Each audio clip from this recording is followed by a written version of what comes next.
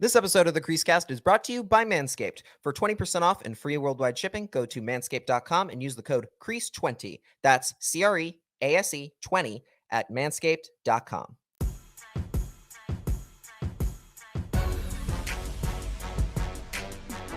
This is the CreaseCast.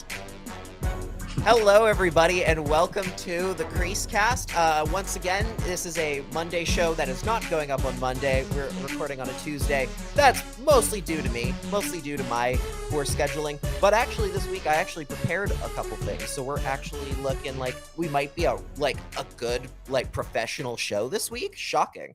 It's new for us. But today, obviously, no Cody once again. He's on dog duty. So instead, I've got somebody even greater. We've got a writer at CanucksArmy and Canucks.com as of pretty recently, co-host of the Canucks Conversation podcast. He also founded the show and the Canucks warm up on Sportsnet 650. And of course, he is the new director of pro scouting for the Calgary Flames. Chris Faber, buddy, how you doing? Flames up, baby. It's going good. I don't think people have noticed this, but maybe people will now.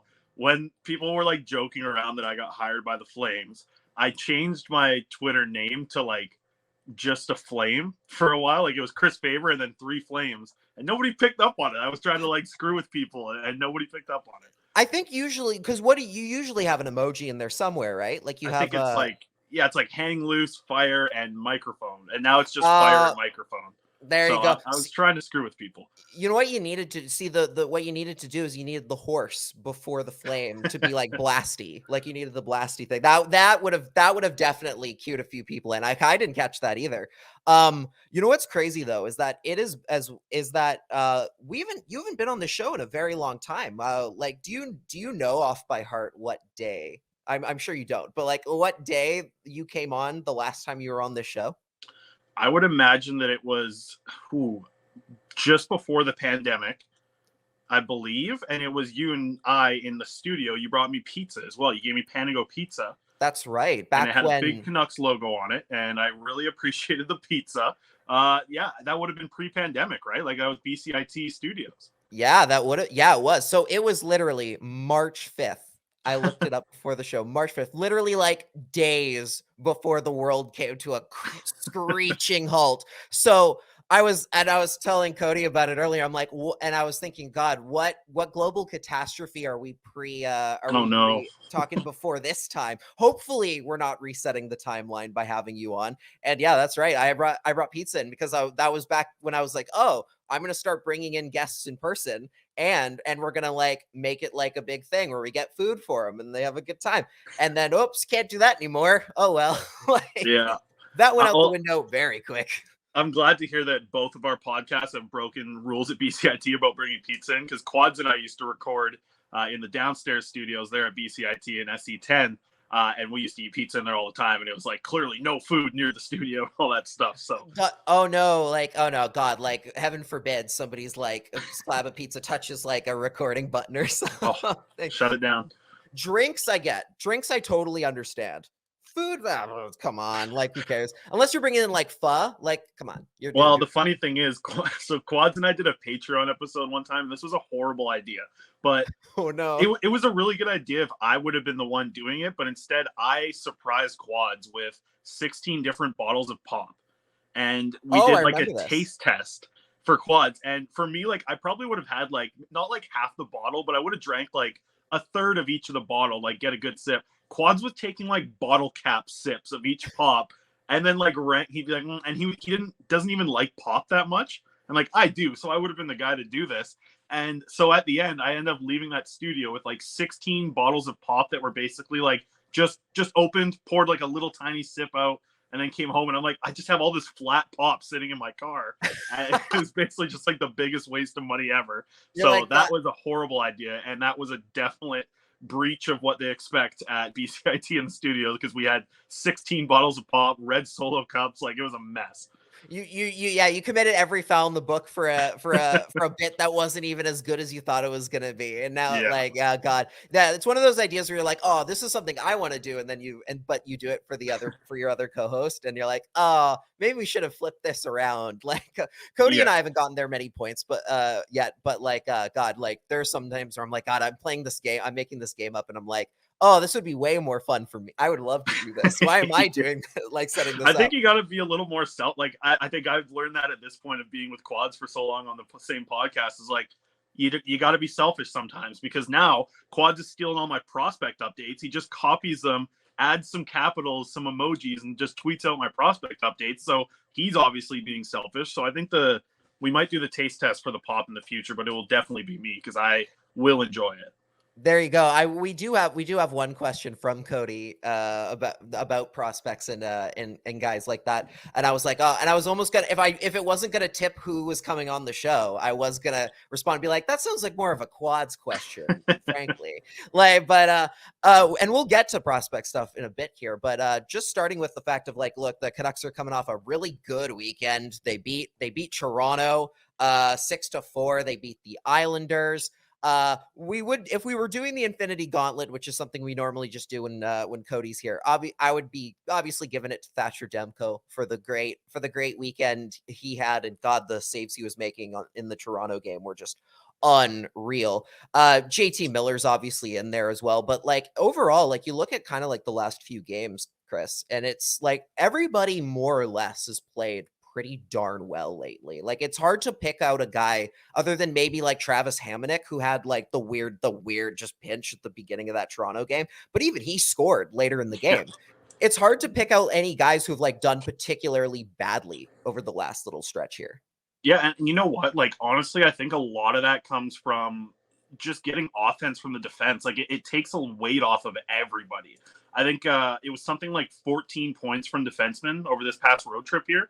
So, like, 4 games, you get 14 points for your defenseman. That is unheard of if you've been following this Canucks team for at least the last handful of years. And I think, like you said, just getting that type of offense from your defense and your backhand being able to step up, it doesn't just take weight off of, like, the other defensemen or, you know, the top scorers. It really, like, helps the guys in your depth. It helps really everyone. And to see that all 18 skaters got a point on this road trip as well, like you brought it up, nobody was really, like, throughout the little 4-game road trip where they go 3-1, you can't pick out one guy and be like, he was bad all 4. Like there wasn't that situation when I think a lot of the year, specifically the first 25 games, and even, you know, after Boudreau coming in as well, you could pick out players for sure that have not brought something 4 games in a row, but I don't think you can do it over the past 4.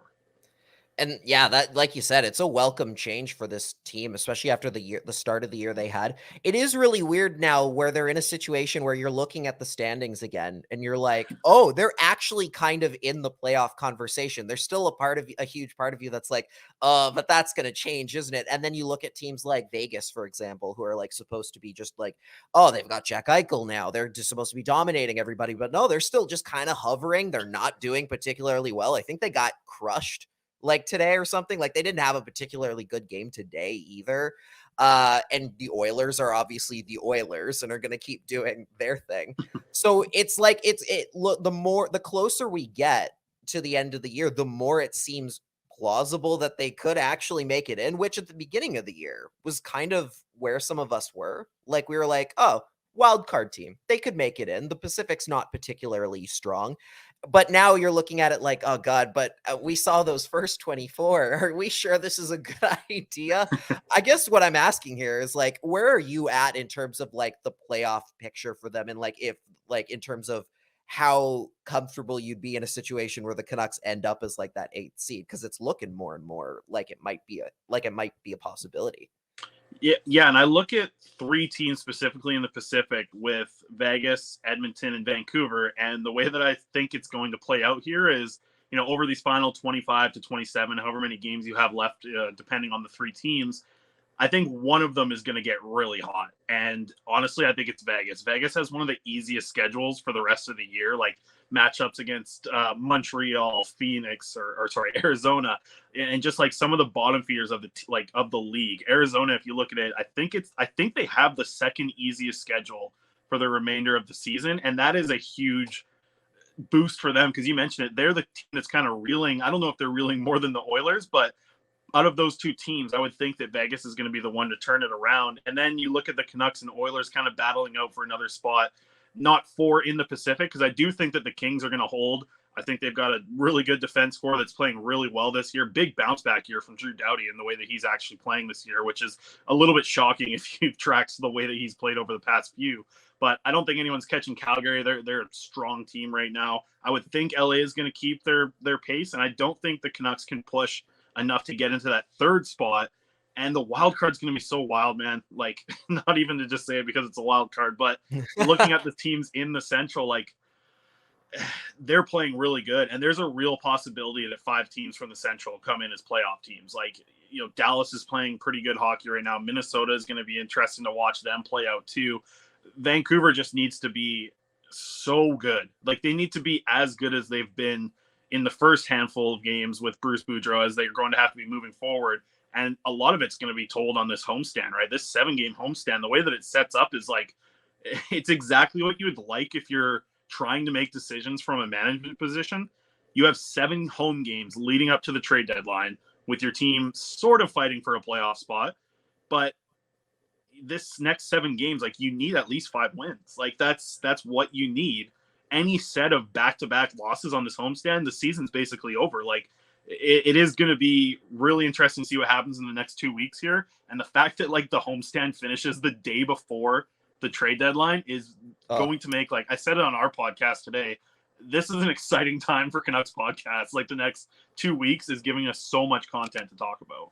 Oh yeah, like this is 100% like kid in a candy store type of like week for everybody, and like which is why I'm glad we were able to get you on. Like this and I fully agree with you on the Central Division. Like, God, like that team, like there's so many teams in that group there where it's like, oh God, they're all playoff teams. So many teams, like even like teams that might potentially miss. Like I think Winnipeg is sitting a little bit out of the picture right now behind the Canucks even. Well, if I can speak to Winnipeg for a second, like look at them in the standings. They have 60 points. They have the same amount of games played as the Canucks. I looked at them this morning with 58 points and 56 games played and seeing that they were 8 points out of a playoff spot. And I was like, hey, Winnipeg's done. Now Winnipeg's only 2 points back of the Vancouver Canucks with the same amount of games played. And that's like how close it is to the Canucks being done. They have the same amount of games played. They're 2 points up on Winnipeg.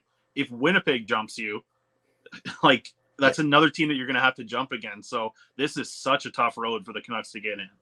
Easily, like even like Anaheim's ahead of them right now, and like they're already like there's been talk today, I think it was, that like Pat Verbeek, their new GM, is already discussing like, we're gonna start exploring trading the UFAs and start moving them out. We're not gonna risk like one playoff race just and risk losing them for nothing in the off season. And that's where the Canucks should be at. And I think I don't know about you, but like personally, I've maintained with the Canucks that the Pacific Division is such a weird, wonky division that you could in theory kind of trade a lot of guys off your roster and still maybe stumble backwards into a playoff spot by the luck of the draw. And that's why I think in a way, like, you shouldn't even be basing your decisions off of how they're doing in the standings, because at the end of the day, you're still gonna line up to get probably squashed by like the Colorado Avalanche or the Flames or somebody else. So why do that? Why not do that with some more assets in your pocket for next season? The other thing that worries me, and I talked about this on the last show, and it came almost, thank God it didn't come true, and at least knock on wood, it didn't come true in the Toronto game, was Thatcher Demko had his amazing game against the Leafs, but then Hockey Night in Canada showed a clip of him going to the bench during the second intermission, where he was clearly like laboring a little bit. And I was like, oh dear God, because I had talked about it on the last show that the worst outcome the Canucks could possibly have here is they overplay Demko because they're so concerned about making the playoffs that he ends up getting hurt, or they just overtax him to the point where he's gassed at the end of the year and not bringing the same results and doesn't have the same like confidence he did at the beginning of the year. And when I saw that, I was just like, oh God, it's coming true way too quickly. I shouldn't have said anything. Thankfully we haven't heard anything, but like, where are you at in terms of like with Thatcher Demko and like how much they should be playing him necessarily over the next little while here? Yeah, I think that the decision doesn't matter what I think, doesn't matter what you think. I don't even think it matters so much of what Bruce Boudreau thinks. Like, I do think this is Ian Clark making all of these decisions, specifically with Boudreau coming in as a new coach. You know, everybody talks about the Jonas Hiller, how he just played the wheels off of him. Was it 23 games in a row or was it 32? Whatever it was. Something like that. It was ridiculous. And I think that Boudreau is so confident in Thatcher Demko. He talks about him being the best goaltender in the league a lot. I just think that Ian Clark is making the decisions, which is, you know, a good guy to have making your goaltending decisions. I'm curious if there's ever a thought process from Boudreau where it's, you know, at the end of this road trip when you have back-to-backs and Buffalo is the second team, do you think that that is the chance for Boudreau to want to go back-to-back with Demko? Because I think that if his team has, like we said, 4 wins, maybe they're 4-1-1 going into that last game of the homestand or of the long homestand here, and he needs a win, like I can totally see that being the time where we do see back-to-backs with Demko. But I'm curious because, you know, you're obviously a goalie guy a lot more than I am. I know that I've heard the interesting thing from, I think it was Kevin Woodley, saying that like goaltenders can lose up to like 7 pounds of sweat. That was something that Holtby did last year, like during a game. And I know that's got to affect you a ton, but to me, it just feels like Thatcher Demko, like I think he could be played more. I think if you're really going to go all in and push for this season, and the Canucks are, like I said, maybe you get to the end of the road trip and you're 4-1-1, and that 2 points is massive right before the trade deadline. I can see that being the first back-to-back where you do see back-to-back games for Demko. Yeah, I do definitely see a scenario where that plays out. And look, if Ian Clark is saying, yeah, he can do it, go for it. Like, then by all means, like I trust Ian Clark pretty fully when it comes to that kind of thing, especially when it comes to like overtaxing a goaltender. I just look at things like the example I brought up, I think like 1,000 times by now, is with like Cam Talbot, where he had that one in fantastic year for the Oilers, but they played him in 72 games, I think, out of the regular season, plus all the playoff games. He came back the next year, was completely burnt out, and then they lost a year, and he lost his confidence fully in that. And so, like, I think as far as this year is concerned, I'm not too worried about, oh, he's going to start, like, seeing the results. I mostly worry about, oh, what about next year when they're supposed to be a lot better, or like when they're hoping to be a lot better and a lot more competitive for a playoff spot? What happens if you overplayed him this year for the 8th seed and then it ends up not going your way or something like that? And, you know, you look at how worried would you be though, Lachlan? Like, how worried would you be if you could clearly see that like he was getting worn out this year? Maybe not even like an injury, but maybe he plays so many games and like needs to have a day off. Like, how worried would you be this year about the future if you see that? A lot, like a fair amount, especially looking at, like, you look at the last 2 Jaroslav Halak starts, and I was gonna, I guess, good segue into it right now, is like he had those last 2 games, both times he could not play a full game. He ends up getting hooked. So the night that you're like, oh, Demko's finally going to get his night off, doesn't get it. He has to come in and play cleanup duty, and does great in both cases.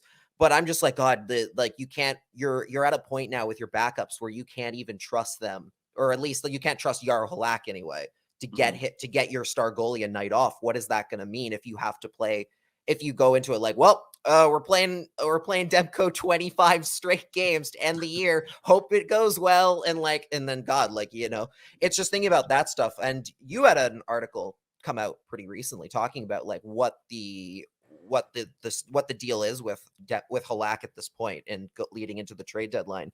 We had a little bit of like some info today, essentially with I think Corey Hirsch and Rick Dollywall both on Donnie and Dolly today, saying like, oh, they don't think he's going to waive his no move to go anywhere. And like, God, like if he's not willing to waive, you're kind of stuck, right? Like, there's not really much else they can do here besides maybe call up Spencer Martin and have 3 goaltenders on your roster. So if you're Patrick Allvin right now, Chris, like, what are you thinking and what are you planning in regards with Halak, or at least for the rest of the year as your backup situation? Yeah, I think you need to get Spencer Martin some games, because I do believe the organization is pretty high on the work that we've seen for Spencer Martin under the tutelage of Curtis Sanford, as well as, you know, the whole team there with Ian Clark. Like, that's the difference to me, where like I don't even know his position. Like, what is Ian Clark? It's like director of goaltending, right? Like, that's what he is, or something like that. Yeah. So he's not just a goalie coach, because like his plan is the plan that Sanford's teaching. And I think what is so cool about Sanford, being the AHL goalie coach, is like he's also just loved. Like Mikey DiPietro, you hear him talk about Curtis Sanford, he absolutely loves him. And you hear as well with Spencer Martin, like Sanford has completely changed his game by teaching from Ian Clark's book. I do think that they're pretty confident and they want to see what Spencer Martin looks like next year as a backup. So they need to get him games in this year, especially if they're going to, not end up making the playoffs. He has to play some games. But I also think if you do want to make a push and you're pushing for the playoffs this year, like if you're able to trade Halak before the deadline, at the start of April, there's a back-to-back against in Vegas and then in Arizona. Spencer Martin in a start in Arizona makes some sense there too. So like there's some options for sure. I think they're going to try their hardest to move Halak. In that article I wrote about Washington potentially being a spot. You look at Washington's two starters, both under the age of 27. Both one has battled injury over the past little bit. I think he's still day-to-day. Samsonov still day-to-day. And then you just looking like maybe that's the team that needs a little bit of a veteran leader. It's also a team that is for sure going into the playoffs. And they also have Michael Kempney at $2.5 million, who was sat the last 3 games for Washington. So they need to get rid of that $2.5 million.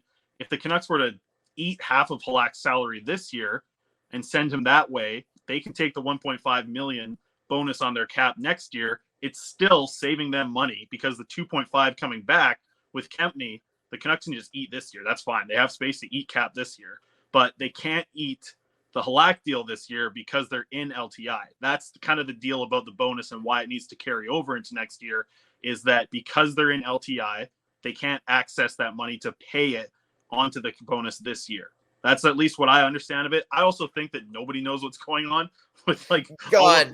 the I've heard Halak 30 deal. different things on the Halak deal. It's weirdly the most confusing contract the Canucks have ever signed for some reason. We had a guy literally signed for 12 years, and somehow that was much more easy to and less complicated to understand than 1 year of Jaroslav Halak. That's Just the funny wild. thing too. Like you bring up and then Luongo's recapture penalty coming off the books this year. If you have to pay Halak's bonus next year, you're paying dead goaltending more money next year than you were doing on the recapture penalty. So to think that that's off the books, it's like, no, it's actually increased to paying more money for a goalie. Now 2 goalies that won't be playing for you. Yeah, like I was gonna say, that doesn't even include the fact that they bought out Braden Holtby last year. It's somehow just finding a backup, which should be like the easiest thing in the world to do, has been just a nightmare for them. And then when they get a guy in like Spencer Martin who comes in, it's like, oh my God, this guy's awesome. It's like, and he was just here. He was just kind of hanging out in the AHL. They could have had him. But like, even then, like, with the goaltending situation, I think a lot of us were under the impression that it was going to work a lot better than it did. Like a lot of things for the Canucks this year, you thought were probably going to go better than they did.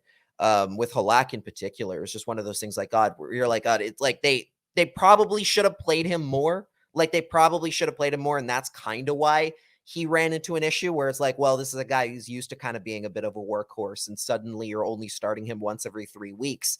That's not going to be great for him. And I think in a way, like that 10-game start bonus thing almost hampered him fully. Like imagine that was gone. Like imagine, let's say even like it was just that money was just paid out like as regular cap. It was just, he was just making that much more per season as was.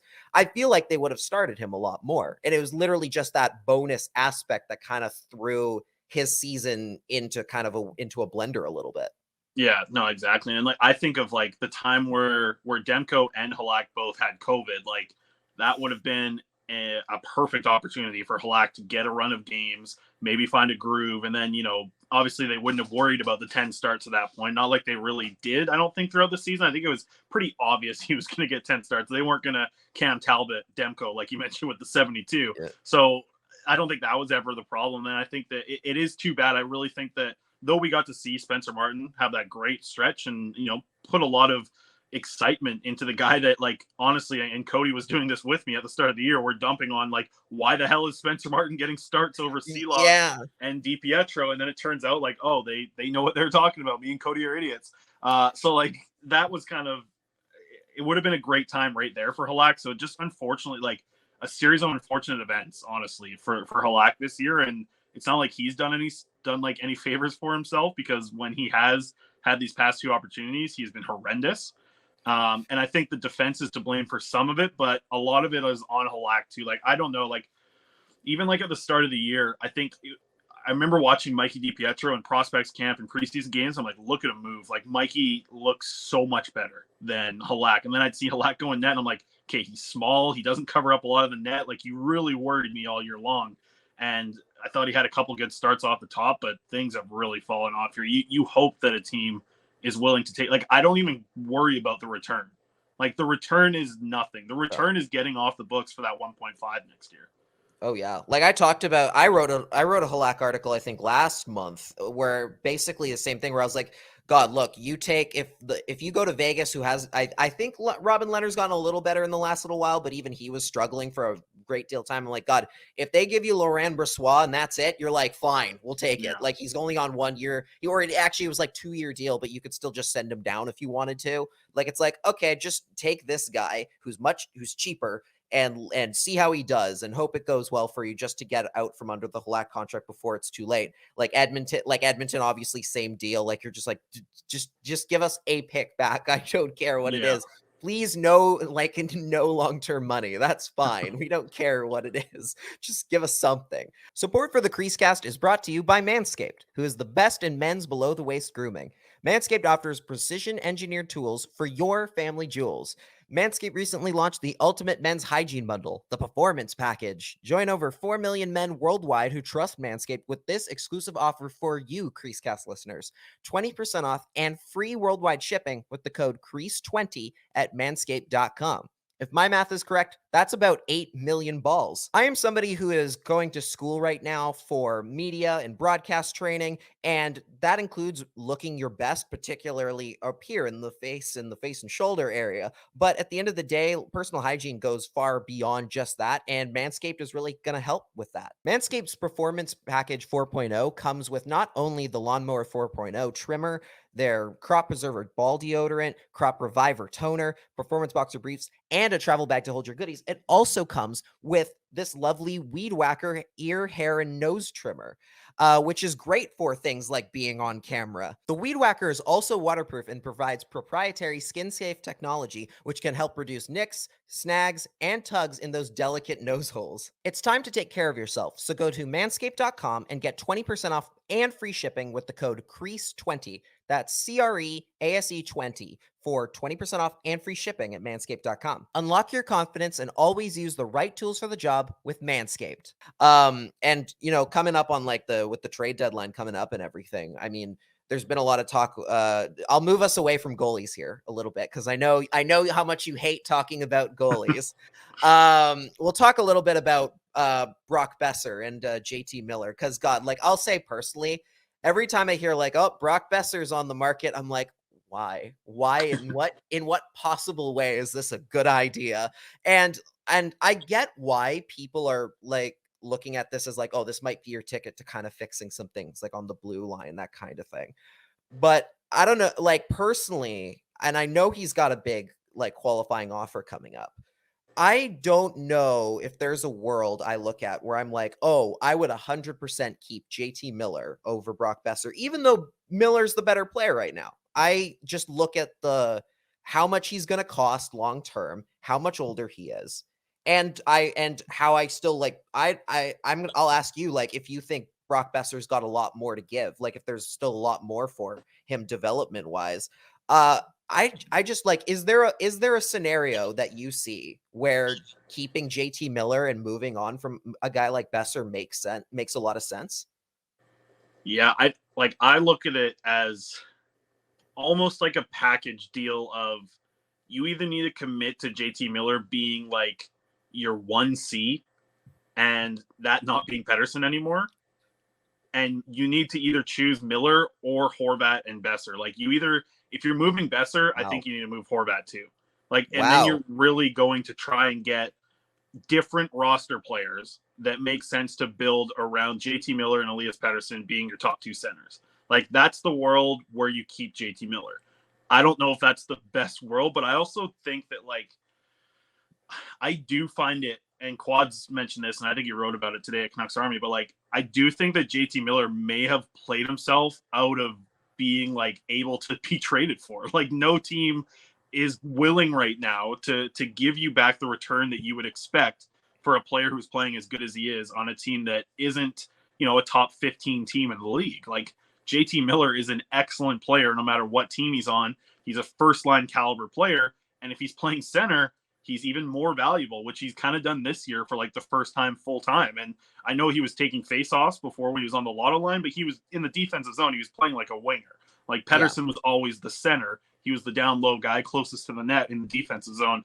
So I think that that's the case. Like, if you're going to commit that much money, you're going to have to, like, you can't pay him that much money to be the winger that he was in the past. If you're committing this much money to him, you're expecting him to be a center until he's like 35, 36 as one of the best scoring centers in the league for the first, hopefully 3 or 4 years of that deal.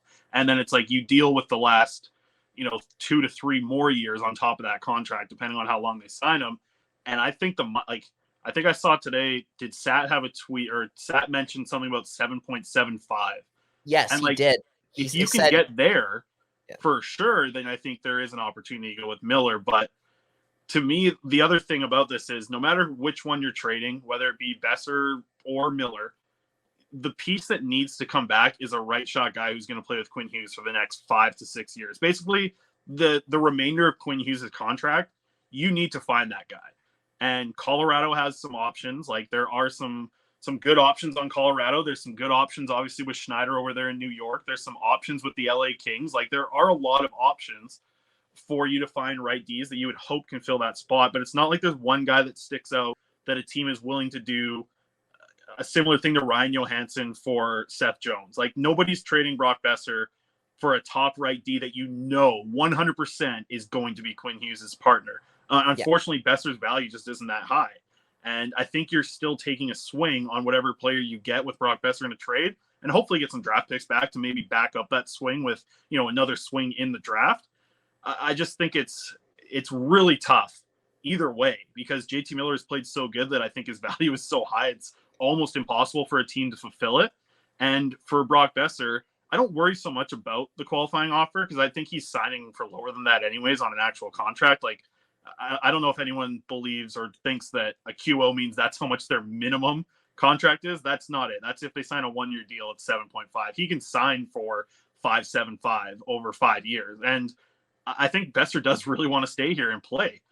I still don't know if JT Miller wants to stay here and play. So that's the reason why it's like, you can explore it at the deadline. Maybe a team gets nervous and pulls the trigger on JT Miller. But I do think the offseason, there's a lot of teams that are going to see Miller and his cap hit and think about the future of him wanting to stay there. And I do think that that's the time. Like, I don't think that we're going to get the fireworks at the deadline like some people are hoping for. I do think we're going to have to wait, see if this team can make the playoffs or not. And then there's going to be, surgery in the offseason for that, like, to see the bulk of the trades happen and watch, let Jim cook. Like, that's what I think we're going to have to see. I think we're going to have to wait to the offseason.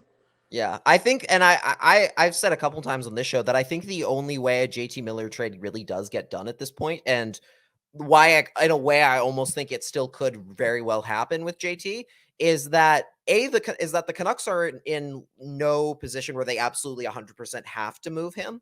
And that's kind of what people are kind of treating him almost like he is a UFA right this summer, and they have to move him. Like, they have to get him now while he's at his best, right? And to be fair, his values might never be higher than this. It is incredibly high right now.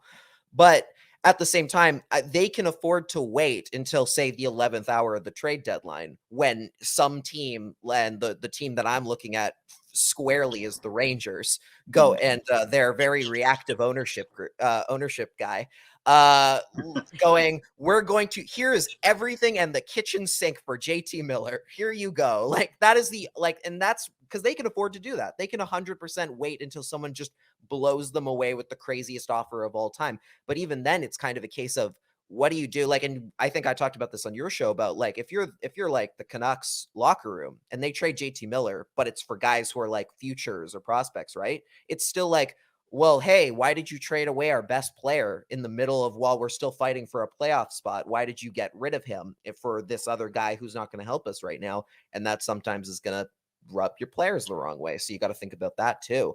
I also would imagine, like, I don't think the Canucks right now at this point are willing to, I would have to imagine, like, I don't know this, but I would have to imagine that the Canucks aren't having conversation about eating any of JT Miller's salary.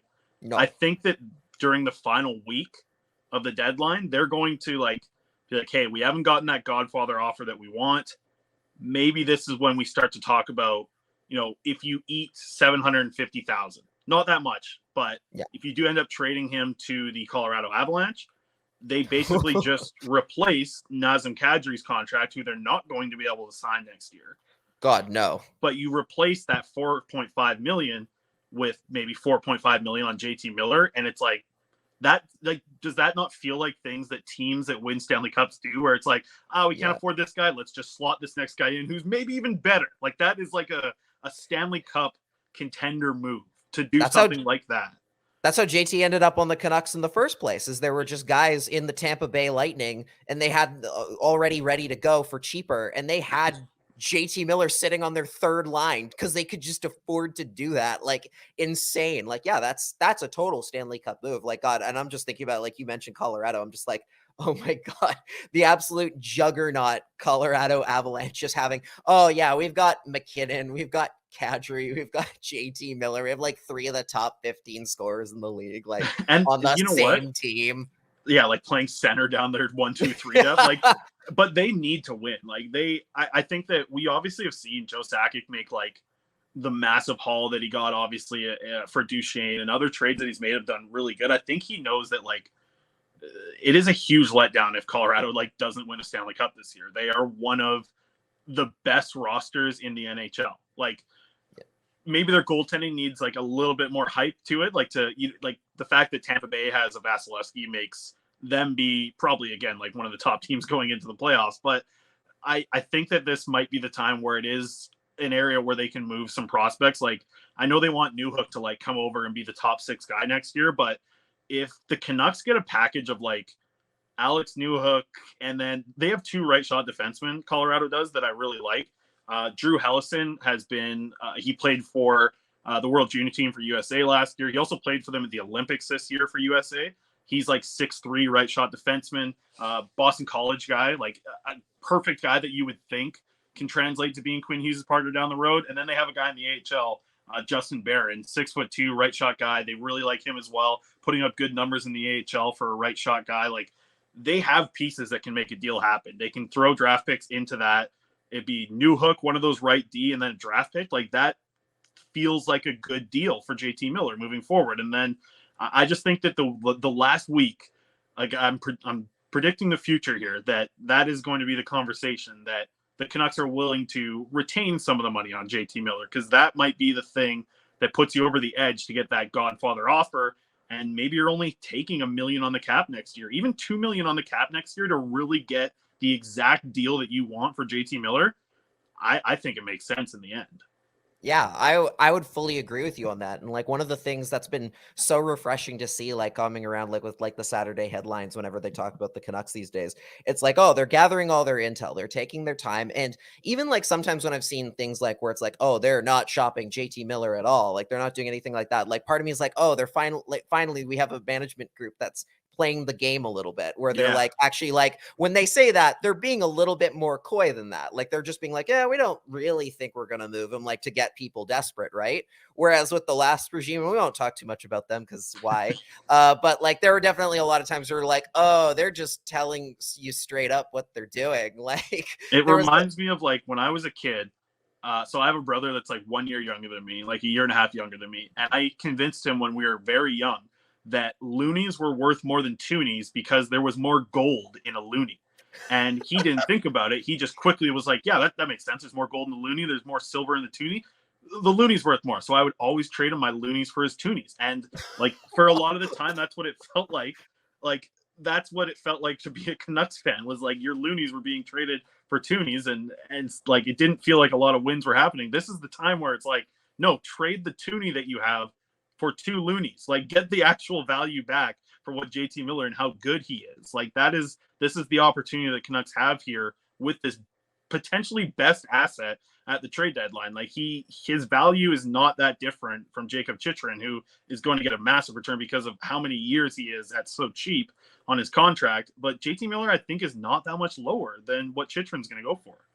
Yeah, I fully agree on that. Yeah, it really is just like it's selling the cow, like it was just selling the cow for magic beans, right? And then, but being like, no, you don't understand. This magic bean was a third overall pick at one point. Like Yeah. that was literally what it was for years, and it was like, oh, okay. Like I mean, even today there was the Jared McCann thing that came out, like the 5-year extension for him in Seattle, 25 million, 5 million AAV, and you're just like, oh, remember when he was a Canuck? And then everyone recaps the story of, hey, remember how the last management just were like bargained their way into a worse deal because they just were like, obviously you're going to want more than Jared McCann for Eric and Branson. It's like, why would you do that? Why would you just give it to them? No, terrible. That was very much like, it's nice to see them playing the game a little bit more here now, and I feel like that is kind of why they're still like, even when they say, oh, there's no chance that they're going to move Miller, I still am like, oh, I think it's a little bit more it's a little bit more cheeky, it's a little bit more hidden under the radar than that. One thing I did want to talk to you about before we get into any sort of like AHL stuff in a little bit, and just anything else here, is your boy Vasily Podkolzin, who you stayed up at 3 a.m. to watch for years. He's had a good little run of late. He's looking pretty good. He's getting good opportunities playing with Bo Horvat. He's got a few goals in his pocket. Like Nils Höglander obviously has done pretty well himself too. He's looking a little better nowadays. Like it took him a while. I will say I did not like that Bruce Boudreau was when Bruce Boudreau, after his one big game, came on the radio after I literally wrote an article about how, this could be the turning point where Bruce Boudreau starts to give him some more opportunities more, when he's like, yeah, I gave Elias Pettersson some third liners because I thought that's because he can do that. And I'm like, Bruce, why would you say that about Nils and Connor Garland, for that matter, who I think are both like better than just like run of the mill third liners? With Podkolzin this year, like it obviously hasn't necessarily been like a Calder year for him, or a Calder candidate year for him. But like, how do you think he's fared so far? Like, given all of the coaching changes, given all of the the hoopla around him coming in, like, how do you think he's done overall? Well, I'm hoping that he doesn't have a slump, sort of like Nils Höglander does in his sophomore year, because this rookie season reminds me a lot of what Nils Höglander did in his rookie season. I think that Podkolzin might be scoring even a little bit more consistency. It feels like it's spread out a little bit more than Höglander's, were always like he'd score 2 goals and then he go quiet for a while, then score in back-to-back games. But like, I love that Vasily Podkolzin's goals are like all big goals. They're either like tying the game or giving the Canucks a lead. Like, he scores massive goals all the time. You'll remember the game against the Rangers where Demko made that ridiculous save. Was it the Rangers? This week or the first homestand of the year where he scored that tying goal against Igor Shesterkin, and I think that was the one. And it was like the mad scramble play and like the scorpion save from Demko, like, and then that was the game where it's like, Vasily Podkolzin goes down and scores the game tying goal in that one. And I've thought that there's only 4 Canucks who have 10 even strength goals this year, and one of them is Vasily Podkolzin. So at 5-on-5, he's excellent. I'm still a little curious why a guy with versatility really impressed me with the shot at the NHL level, first of all. Like, I didn't think that he had the shot from watching him play in the KHL. I would see the shot, like maybe 5 or 6 of the goals that he scored this year where he's really picked the corner. I only saw that once a year in the KHL, watching him play in the KHL. That shot just wasn't there in the KHL. So he's done a lot of work in the offseason. I remember like the summer before he came over, so this past summer, you would see him working out every day. Like, he was on the ice every single day. This dude wanted to come over to the NHL and make an impact. And obviously he's not up there for the top rookies in the NHL, but I do think that this offense that he's showing is really exciting, because I didn't think this was what he was going to be able to do offensively. I thought he was going to be a guy who kills penalties maybe at some point during this year. If you would have told me at the start of the year that he would be on a line with Elias Pettersson and Nils Höglander, I'd be like, no, that sounds like something I would say at the start of the year. Like, I didn't think it was actually going to happen. So I've been really impressed with him, man. Like, he's definitely played well in the role that he's been put in. There's been cold stretches, but that's kind of what you'd expect from Podkolzin offensively. And he's surprised me a little bit with the 10 even strength goals this year. Like,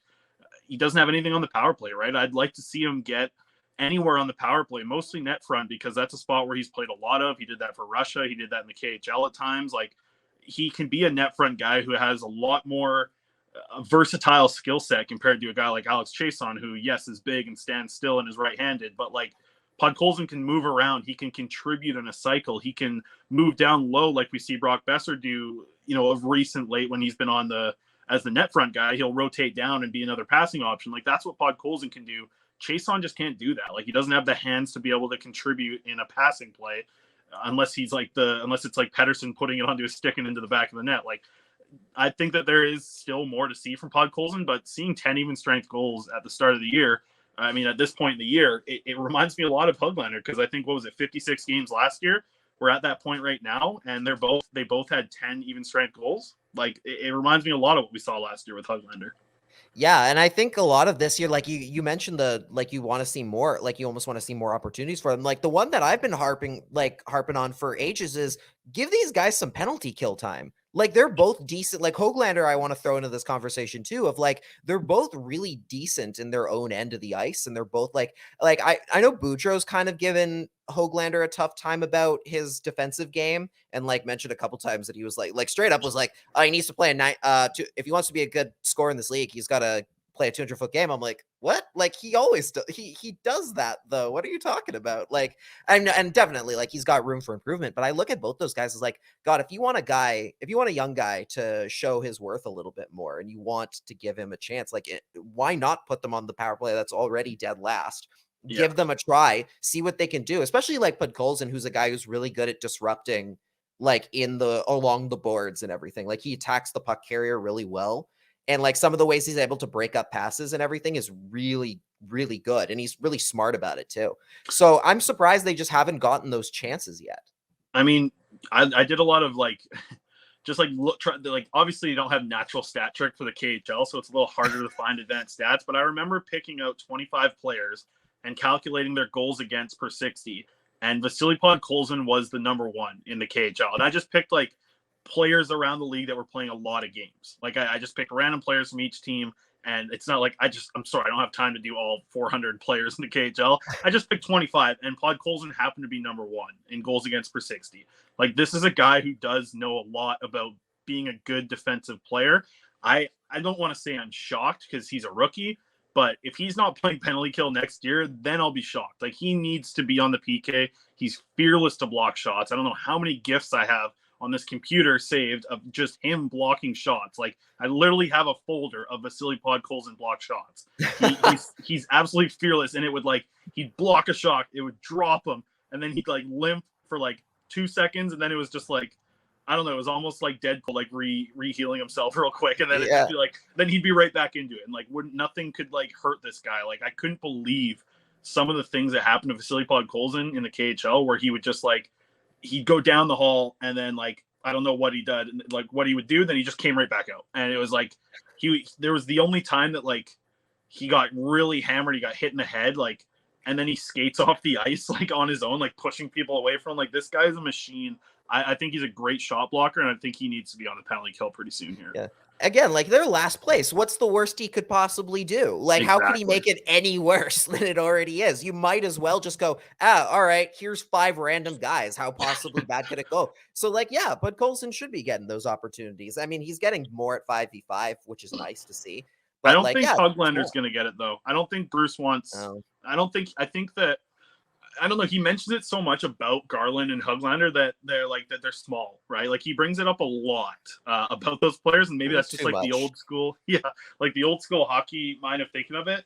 And I can see why Höglander might not be a good option, because I do think that like when you actually break down the breakdowns in Nils Höglander's defensive game, it's because he's not in the right place at the right time. He's not there for the pass. He's not covered in the right corner as like a D-man rotates. That's when Höglander gets lost. So I do think that him on the penalty kill, like, it's great. He'd be aggressive and he'd be going at guys, and maybe that would work. But if there's any system at all on your PK about rotations, like, I would be a little bit more worried about Nils Höglander than I would a guy like Vasily Podkolzin. Yeah, I agree. one last thing to talk about before we go. Obviously, Cody is not here today. Usually, we have a little bit more Abbotsford talk on the show than we have in recent weeks. But you go to pretty much like every weekend game. You go to a lot of them anyway. You're pretty in tune with what's going on the farm these days. I know Jack Rathbone is still he hasn't been playing since he took that that awful hit like in the was it against the Condors, I think it was, like that game Bakersfield, which thank God it's apparently been not as bad as it looked on TV, which God, it looked awful. Like it looked like season ending potentially. Like you were so worried at that point. But like as far as like the Abbotsford team's done, like they've done a lot better in recent weeks. Like they had a pretty good winning streak of late. Like what guys have been like standing out that you could see like down the line here? Let's say some trades come in, guys who might end up with like on jumping up into the NHL club and getting some better opportunities. Yeah, honestly, they may be the hottest team in the AHL right now. Like, and if you just look at like their last 10, they are the hottest team in the AHL. Like they're 8-2. 0-0 in their last 10 games. They've won 8 of them. They are playing excellent hockey right now. They're on an East Coast road swing right now where they are smashing those teams. They got another game against the Marlies on Wednesday, which I thought Jack Rathbone was going to be back in the lineup because he started skating with the team on Sunday. He arrived to the team on Sunday. He skated on Monday. He skated on Tuesday. So I was like, oh, so he's playing on Wednesday, and found out today, no, it looks like it's going to be Friday. For Jack to get back in the lineup, which is exciting for people back in Abbotsford. They can see him play. Obviously, he's the first name you need to bring up when you want to say who's going to be exciting for the NHL. As for this season, like Sheldon Rempel right now is called up with the team. I would love to see him get a go. I know Cody's saying his praises all year long as one of the greatest offensive drivers on that team. I do agree with that. I think the combination of Rempel and DiGiuseppe are guys that should get an NHL shot. Maybe DiGiuseppe first, just because he's a bigger body at 6 foot, 6'1", whatever he comes in at. He's a little bit of a bigger body who skates at a similar pace to Rempel, so I would think that DiGiuseppe would be the guy to get some games first. I'd like to see him. There's not really another defenseman aside from Jack Rathbone that you need to see this year. Jet Wu just kind of hasn't really taken that step. Like he was taking steps during the season, but he's been injured so much. He's still injured right now. That he hasn't been able to like consistently get better. So I have to imagine that he's taken steps back. And then for the forwards, like Sheldon Dries leading the league in goals right now. I want to see what he can do. Like he played 40 games for the Avalanche a few years ago. Like that's a lot of games in the NHL one year. And now to see him have 30 goals in 41 games, the fact that he's a center, the fact that he kills penalties, he's done stuff on the power play. He got power play time when he played for the Canucks. Like, I don't know, maybe a few more games of Sheldon Dries wouldn't hurt, but I'd love to see Rempel and DiGiuseppe first and foremost for the forwards because they're both exciting pieces, I think, in the AHL, really exciting pieces, but you don't really know what they're going to be able to do until you see what they can do at the AHL level at this point. Like, DiGiuseppe's played a lot of NHL games. Rempel's had a few in his career. I'd like to see both of them. Like, I'd like to see both of them in a spot where they're playing on a line with Elias Pettersson or Bo Horvat, however you want to make it like your third line. Like I'd like to see them see if they can keep up to the pace offensively with those guys and be able to bring something because they clearly can do it at the AHL level. Yeah, you might as well, especially because if you one of the things that's plagued the Canucks for so long is their inability to find guys who can kind of just sit in that little in between on almost like a taxi squad, like just during a normal year where it's like that.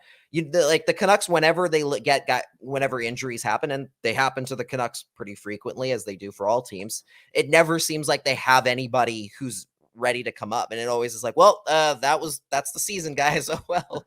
As soon as one player gets hurt, it's like the dominoes just start falling. You just don't have the depth to keep up. They did a lot better job this year of replenishing that cupboard in a way, and it hasn't necessarily worked out perfectly for them on that regard, but like, yeah, like you want to see what those guys can do potentially, and if they look at it as like a case of, oh, we could maybe get these guys to come back on a decent deal and use them more frequently next year. Like the example everyone always gives is like the Carter Verhaeghes, right? Like where you try and find those guys who can kind of fit between that little spot, and then all of a sudden, hey, they might turn into something great. You just never know with some of the younger guys.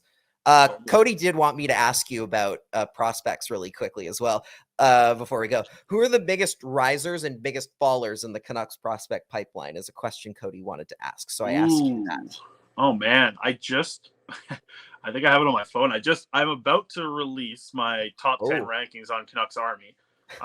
And there are some interesting risers. Honestly, the top riser for me is probably Lucas Forsell. I think what okay. he's doing at still 18 years old in the SHL is very impressive. He was 10 days away from being drafted in this upcoming draft. And from what he's done this year, that's a top, 60 pick. If he's drafted, Wow. if he's born 10 years later, he's a second round pick. Like from what he's been able to do, go on a scoring streak in the SHL at 18, be able to just rip up the J20 league when he's playing in it. He signed a 2-year extension in the SHL. They're going to give him opportunities. His next 2 years are going to be great. He's scoring at a higher pace than Niels Höglander did at that age. So like, there's a lot of really exciting things about that player in Lucas Forsell. And then I think for fallers, I think it's got to be Mikey DiPietro. I think that unfortunately he's had a really good bounce back over the past couple of games, but if you're going off of what you've seen so far this season, it hasn't been great for Mikey so far. And I think that's hurt him a lot to not get the games. Like I remember Ryan Johnson telling me, we could see 50 starts from Mikey DiPietro. That's what he said, like when I interviewed him in the summer. And that got a lot of people really excited, including myself, to think, yeah, well, you know what? If he gets those 50 starts, he's going to back up Thatcher Demko next year. And it just hasn't happened. I'm also like, I wouldn't call him a riser because he's already pretty high on my rankings into Nila Klimovich, but I did think a lot that he, like for a lot of the season, I thought this guy should probably be in the queue just to like really hone his craft. But of late, like I've liked what Klimovich has been able to do. He definitely has improved defensively from the start of the year to what we see now. He's giving a lot more effort on both ends of the rink, which is great. His back check has been harder. His stick's been more active in the defensive zone. He hasn't like taken a huge step offensively and been like the top scorer, but like he really has improved a lot of the weaknesses that I think people were hoping he could do in the queue if he would have gone that route.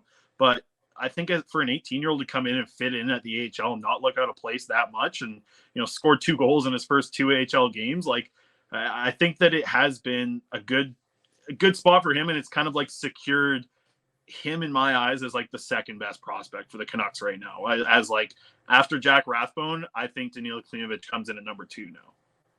Which is great because, man, there was so much hype around him at the start of the year, and to the point where you're almost like, oh, this might be we might be like putting too much pressure on this guy who I think, what was he, like a 3rd round, 4th round guy? Like he wasn't a high pick necessarily, if I remember. I think for the second 50. Oh, it might have been second. It might have been second. He was one pick before. It was 40.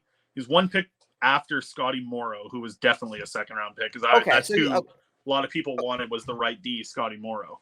That's right. You're right. He was like their 2nd rounder. It's just because he was the first guy picked in the draft at the last year, right? Because they didn't have their first. Like people were really hyped, like, oh, this guy. Like there were like points in the preseason, people like, hey, he might make the NHL team, and I was like, I don't think they need to do that. There's no to rush him there. There was clips in the scrimmage that had him. People were penciling him into the Canucks' 2nd line. So. All right, first line. Assistant captain at the least, like retired jersey by year 5. I mean, he's earned it. He's earned it. There we go. Like he's the first Abbotsford Canucks Ring of Honor guy. If they ever do, that'd be interesting to see what they did with that. Who would it be? Would it just be like, oh, remember? It would just be like Vinny Arsenault, and that's it. Like it'd be him. Yeah, give me Big Vinny. From what Vinny like, people make like joke around. I know Cody does a lot about Big Vinny, but like Big Vinny is literally like, he is the man, dude. Like out there in Abbotsford, like, you chat with them. Yeah. He's the heart and soul. I wrote a piece for the AHL about fishing. Right. And I asked like all the players to give me a fishing story. And it was like, 2 to 3 minute stories. Like, Will Lockwood got really engaged and told me a couple different stories and what he likes about fishing. And then I get to Vinny Arsenault because everyone's like, talk to Vinny about fishing.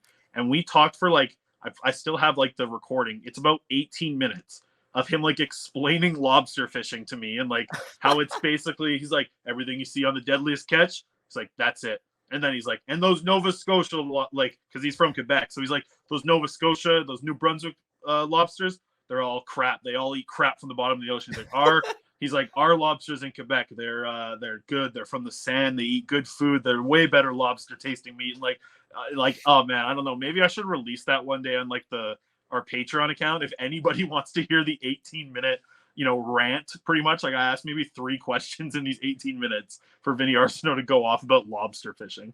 You as a loyal patron of your podcast, yes please, because like that's especially with like hockey players, it is so hard to get them, as you know as well as I, that it is very hard to get hockey players to open up about anything that isn't hockey or like I like golf and video games. It's like cool. Like all right, wow, what a rare flower you are.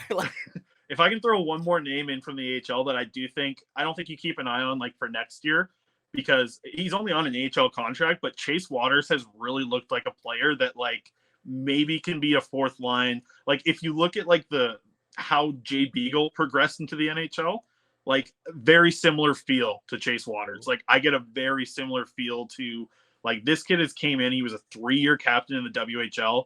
And like I was talking to John Stevens, who's like a veteran, who's like dad is an NHL coach. Like he obviously knows what leadership's all about. He was a captain at Northeastern, and the way that he talked about Chase Waters, a 20-year-old, being like a leader in the room and like just like bleeding and just like gushing off of him of leadership, like just an aura of leadership coming away from this kid. And the way that he has like earned Trent Cull's trust as now like the top penalty killing center.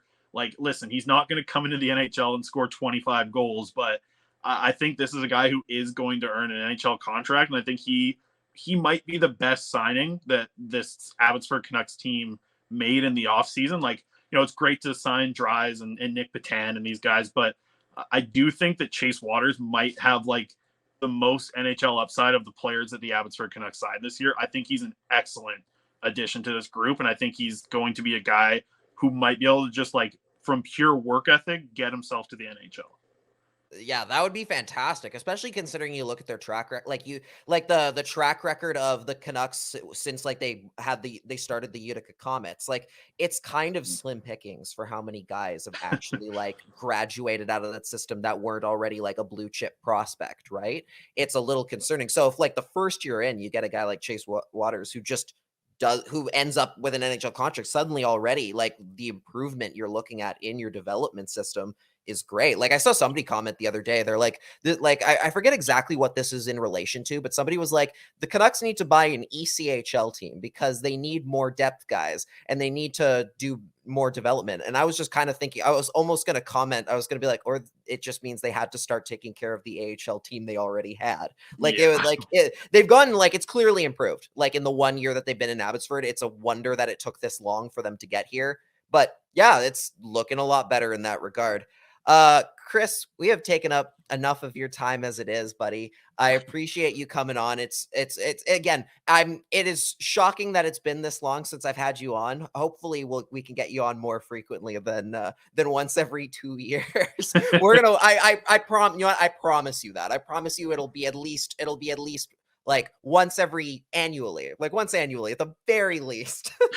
I'll have to check in with, see if the Flames will allow it or not next year when you ask. Oh, of course. Yeah. Like you credit by them. You got to check in with Mr. Tree Living. Like and ask him like, hey, like, how many more Canucks are you bringing in this year? How many have you seen Jay Beagle? He's doing pretty well with the Coyotes these days. Like, or Louis X. God, they won 9-2 today against the Red Wings.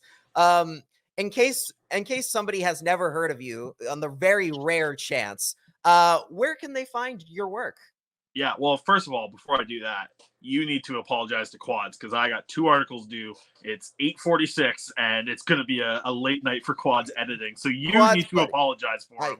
Okay, sounds good. Because I was like all in article mode, and then I ate some great Indian food, and now have had a blast doing this podcast. But you need to apologize to Quads for me. I will send a gift basket. People can. I guess if the coolest place you want to find us is on the radio. Come listen to us on the radio when there's a Canucks game on the weekend. Most of the time it's Saturdays. We'll be on 4 hours before puck drop, and we do 3 hours of fun, taking you up until the pregame show. We got myself, David Quadrelli. Most of the time we have Justin Morissette, who brings a ton to the show as the perfect producer for Quads and I. We have a ton of fun, all 3 of us, and that would be like how I would describe the show. We're on radio, we're interacting with people on the inbox, and we're just like having so much fun. We have so much fun on the radio. So come check us out there on the weekends on 650. That's where you could find us and interact with the show, because the inbox is so fun to chat with people in there and have fun with it. So yeah, come find me there. Absolutely. And Cody's not here today, obviously, but if he were here, he'd tell you to go check out ahlnucksharvest.com. Find him on Twitter at Cody Sievertson. And I'm trying to think if I'm missing one here. I think AHL Nucks Harvest. Did I already say that? I already did. Okay. Go find him there.